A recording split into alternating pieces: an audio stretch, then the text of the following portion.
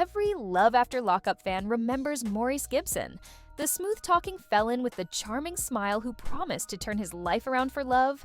He had Jessica believing in second chances, viewers rooting for redemption, and cameras documenting what looked like a fairy tale romance. But fairy tales don't end with 4 bullets in broad daylight on Father's Day weekend.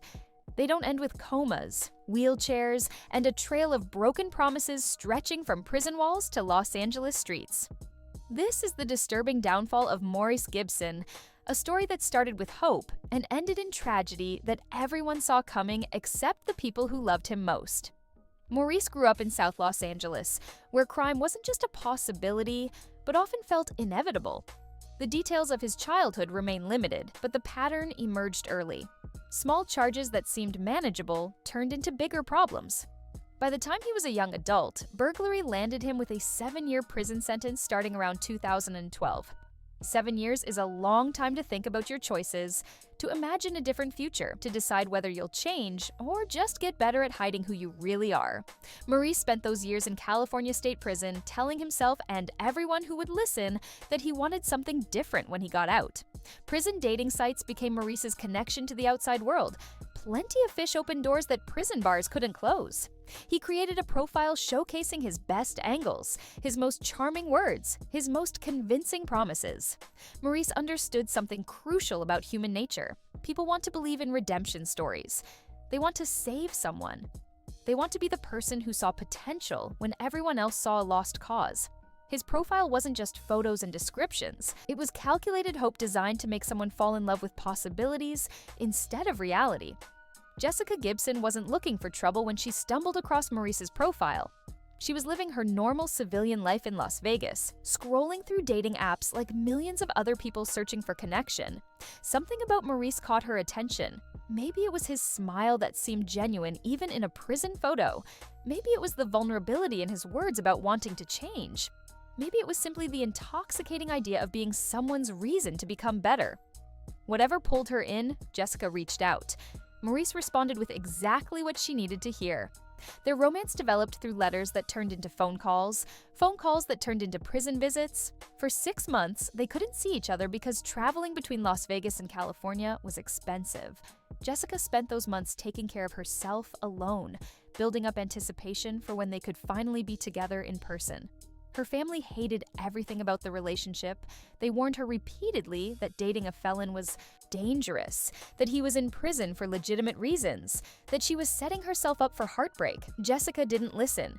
She believed people could change. She believed love could fix what prison had broken. Their story became part of Love After Lockup Season 3. Cameras captured Jessica's devotion as she visited Maurice behind bars. She talked about wedding plans, about the children they'd have, about the life they'd build when he finally got out. Every red flag waving frantically in her face looked like a challenge she could overcome instead of a warning she should heed. Maurice's 2019 release should have been their fresh start, their chance to prove everyone wrong. Jessica moved from Las Vegas to Los Angeles to be with him, leaving behind her support system, her familiar surroundings, everything comfortable in her life. All for Maurice. Adjusting to freedom after 7 years in prison isn't easy for anyone. Maurice struggled immediately. He reconnected with old friends, the ones Jessica didn't trust, the ones who reminded him of the life he supposedly wanted to leave behind. Tension grew between them, but Maurice kept playing his part for the cameras. He proposed to Jessica with a ring her father helped pay for. They had their white wedding ceremony with all the trimmings. Everything looked perfect for television. In April 2020, their son Malik Wayne Gibson was born. The show portrayed it as their happily ever after, reformed criminal, devoted wife, beautiful baby. The redemption story audiences wanted to believe in. Maurice came across as charismatic and redeemable on screen. Sure, there were hints of problems. He was evasive about his past crimes, never quite explaining what landed him in prison for 7 years. He flirted a little too freely with other women, brushing it off as harmless charm, but viewers wanted to believe the fairy tale. Jessica desperately wanted to believe it too. She'd invested everything, her time, her money, her future. She moved cities for him. She built her entire life around his needs. She gave birth to his child. Despite friends warning her to slow down and reconsider every step of the way, she married him believing love would outweigh every risk. What Jessica didn't know was that cracks were already forming in the foundation of their marriage. Maurice hadn't actually left his old life behind, he'd just gotten better at hiding it. While Jessica focused on building their family, Maurice was already constructing his exit strategy in ways that would destroy everything she believed in. By early 2021, less than 2 years after his release from prison, their fairy tale was completely over. The marriage Jessica fought so hard for crumbled faster than anyone anticipated. Living in Los Angeles isolated Jessica in ways she hadn't expected. She came from Vegas, surrounded by family and friends who knew her and supported her. Now she existed in Maurice's territory, playing by his rules. His parole restrictions kept them trapped in certain areas. She felt alone raising a newborn baby, while Maurice drifted further away emotionally and physically.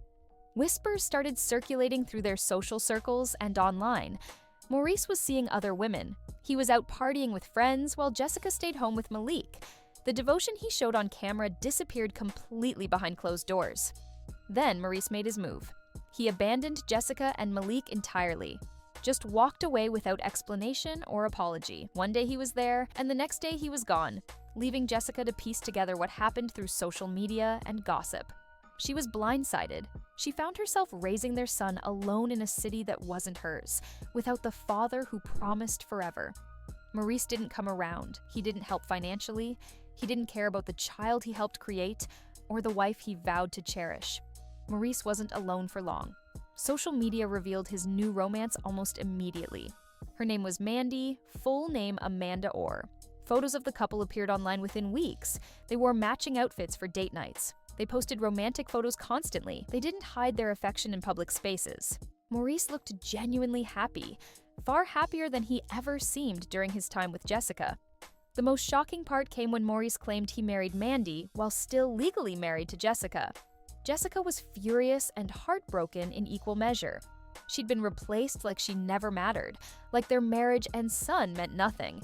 She started speaking out online, accusing Maurice of being a deadbeat father, of abandoning his responsibilities, of lying about everything. Maurice had his own version of events naturally. He claimed Jessica was controlling, that she kept him from seeing Malik, that her behavior drove him away. He painted himself as the victim of a bitter ex-wife who couldn't accept their relationship was over. Online, Maurice flaunted his relationship with Mandy shamelessly. Pregnancy rumors began swirling as fans speculated whether Mandy was expecting. Maurice teased followers about possibly expanding his family, this time with Mandy instead of the son he'd already abandoned. Jessica blocked Maurice's access to Malik completely. The bitterness became toxic. Co-parenting became impossible. Malik grew up without his father around, which later became its own tragedy as other children in Maurice's life also grew up knowing he existed but never being a present father. Maurice's problems extended far beyond failed marriages and abandoned children. The law kept catching up with him no matter how many chances he got. 7 years in prison should have taught him something valuable. Marriage should have settled him down. Fatherhood should have changed his priorities. None of it mattered.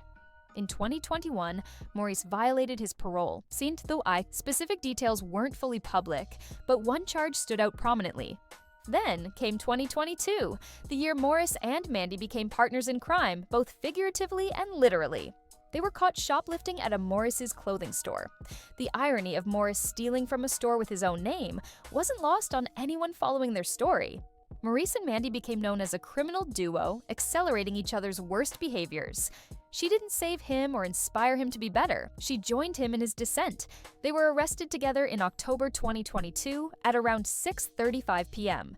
Both faced charges of grand theft, conspiracy, and possession of prescription drugs for personal use. The pattern became undeniable.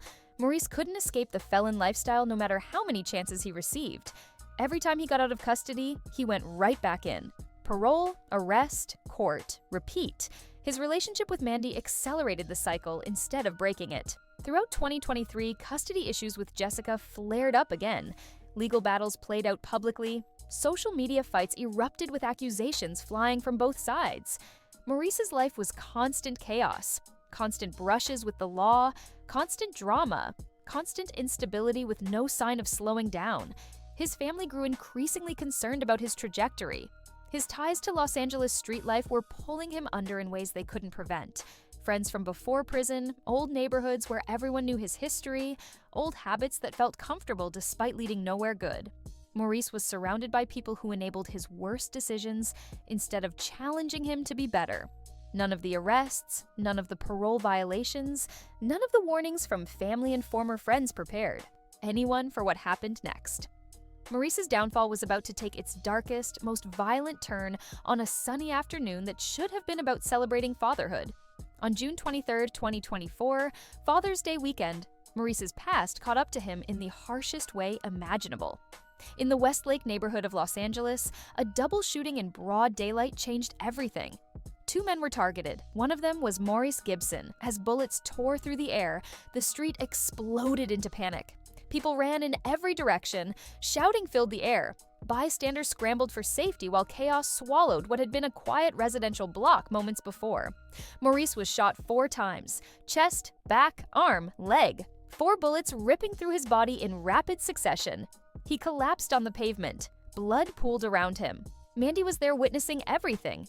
Video footage from the scene shows her speaking to LAPD officers, wearing the matching outfit from Father's Day photos she'd posted with Maurice earlier that same day. Her distress was visible and genuine. Her shock was real, even if their relationship had been troubled. Emergency responders rushed Maurice to a Los Angeles hospital. His condition was critical and life-threatening. Touch and go for days. The other victim, a 25-year-old male, was shot in the neck and leg. Rumors circulated online that he died from his injuries, though those reports were never officially confirmed by authorities. The injury raised terrifying questions about Maurice's future if he even had one. Would he ever walk again? Would he survive at all? LAPD confirmed 2 victims and multiple gunshots were fired, but no arrests followed immediately. The case stalled through the remainder of 2024 and into 2025. Speculation erupted about motives. Was it gang-related violence tied to Maurice's admitted gang membership? Was it retaliation for something specific? Was it random violence in the wrong place at the wrong time? Nobody had definitive answers. Mandy stood by him throughout the immediate crisis despite everything. She was watching the man she claimed to love fight for his life in a hospital bed. By December 2025, over a year and a half after the shooting, no significant recovery updates had emerged publicly. The silence suggested Maurice's condition remained dire. Permanent disability seemed likely based on the spinal cord damage. Death remained a real possibility that couldn't be dismissed. While Maurice fought for survival, his story became part of a disturbing pattern plaguing the Love After Lockup franchise. Violence follows. Multiple cast members after cameras stop rolling. The show sells redemption stories to audiences hungry for hope. But reality tells a different and darker story far more often than the fairy tales presented on television. Take Arthur Henderson from Season 9, released in 2024. He met hope through mutual prison connections. Their on-show romance looked promising at first, with all the usual declarations of devotion. Then infidelity happened. Fights erupted. Arthur's mental health deteriorated visibly. On May 23, 2024, just 1 month before Maurice's shooting, Arthur and Hope had an altercation at her Dallas apartment. He wanted his belongings back. She refused. The argument escalated beyond words. Hope ended up hospitalized with 3 gunshot wounds, all in her gluteal region. She accused Arthur of shooting her intentionally. She claimed he pulled a gun during their fight, that they wrestled for control of the weapon, that he deliberately shot her. Arthur told a completely different story backed by his mother, Vanetta. They claimed Hope pulled the gun first, that she threatened Arthur with the classic line, "If I can't have you, no one can." That she accidentally shot herself during the struggle, that Arthur fled fearing false accusations. Arthur was initially charged with aggravated assault, but in October 2024, those charges were dropped. Too many inconsistencies. Not enough proof of what actually happened. That doesn't mean Arthur walked free into a better life. He was rearrested in September 2024 on unrelated felony charges. In January 2025, he accepted a 14-year plea deal for his overall charges to avoid the 25 to life potential he faced at trial. The franchise attracts people with trauma, people with extensive criminal histories, people with unresolved psychological issues. Then it puts them on television, gives them temporary fame, gives them money and attention, but it doesn't give them support systems. It doesn't provide therapy or counseling. Maurice's downfall wasn't bad luck or unfortunate circumstances beyond his control. It was an ending written from the start, a crash waiting to happen long before it came. As details spread across social media, comment sections lit up with reactions ranging from sympathy to harsh judgment. One repeated version of events claimed he got into it with someone, they came back around and shot him, and an innocent bystander got hit too. That part about the bystander was heartbreaking to many observers. Someone who had nothing to do with Maurice's choices paid a price for being in the wrong place. Sympathy for Maurice himself was far more divided among viewers and fans. One common sentiment appeared repeatedly. He could have been in Vegas being a dad. The disappointment was palpable. People had watched him get a genuine second chance. New city, loving wife, newborn son. He chose the streets over stability every single time. Another commenter didn't hold back their frustration. What an idiot! Cute! Had a second chance and chose this life, now he's paralyzed in a wheelchair. Jessica came up again and again in discussions. "I'm so glad Jessica had her baby elsewhere," one fan wrote, followed by hopes that she's living a beautiful life far away from Maurice's chaos. There was genuine relief that she escaped before getting caught in worse situations. The theme of wasted potential appeared throughout comment sections. He could have been in Las Vegas with his wife raising his son, but no, decisions have consequences. Sorry he had to learn that the hard way. Maurice Gibson had every opportunity imaginable to change his life trajectory. A loving wife who believed in him. A beautiful son who deserved a present father. Multiple second chances from the legal system. He threw it all away for streets that never loved him back. Now his future remains uncertain. His son grows up without him, and his story serves as a dark reminder that some people can't or won't be saved no matter how many chances they receive.